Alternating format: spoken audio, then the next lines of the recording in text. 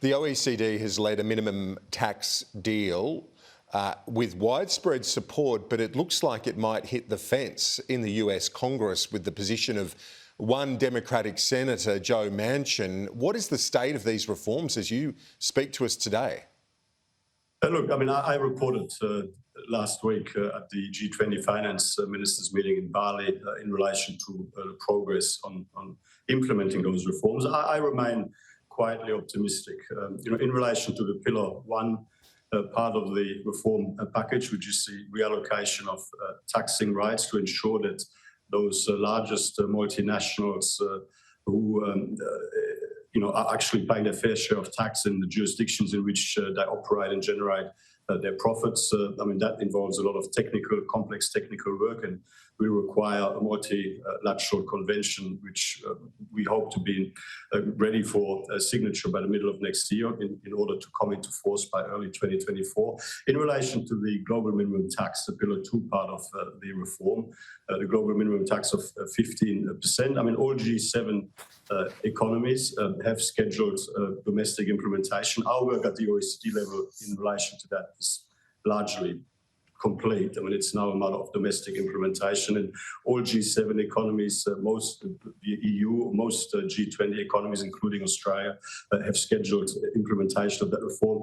And I mean, the point with this reform is, I mean, once you've got a sizable jurisdiction, like, for example, the European Union and a number of others, legislating for a global minimum tax, which gives them the capacity to essentially top up the difference between any lower tax paid elsewhere and the 15% minimum tax, it becomes self-defeating and counterproductive for other countries not to follow suit if they don't want to leave money on the table for others to collect that they could collect themselves. So, I mean, I'm quite optimistic that when it's all said and done, this reform will be implemented. Yeah. Okay. So the reality, they'll be mugged by reality if others are doing it, that those that might be reticent about the reform will end up following suit. That's the fundamental point. Well, look, it was a very important agreement.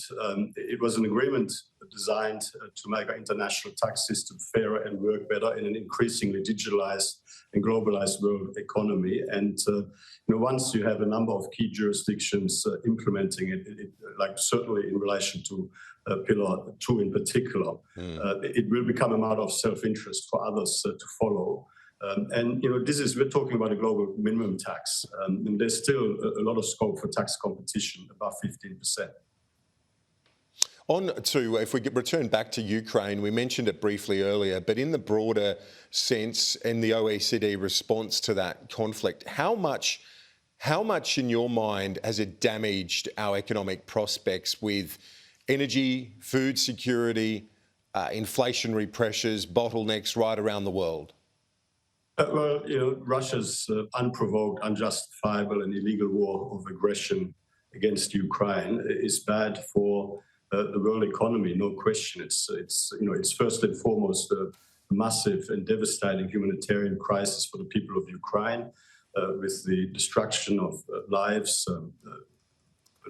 livelihoods, infrastructure, homes, and indeed with millions of people displaced internally within Ukraine and millions of people escaping the violence and the war in Ukraine. But it is having a very negative impact on the global economy. It's leading to lower global growth. It's leading to higher inflation. It's driving up food and energy prices in particular. It's leading to lower food and energy security in key parts of the world. So, I mean, of course, I mean, the world would be much better off if this war was stopped. And indeed, I mean, President Putin should stop this war. And finally, what's the OECD's view when it comes to China's economic and trade coercion against Australia? Well, I mean, our view, the OECD stands for open markets for trade and investment, and we support a rules-based international trading system with the World Trade Organization at its center. And, we certainly would encourage all countries to further strengthen our rules-based trading system. That is in the interest of all trading nations, including Australia, including China. And certainly looking at the recent meeting of the World Trade Organization, the recent ministerial meeting of the World Trade Organization just last month, some important progress was made on some key reforms, and we would strongly encourage that effort to continue. OECD Secretary-General, former Finance Minister Mathias Cormann, welcome home for a brief stint, and we'll stay in touch. Thank you. Great to be here.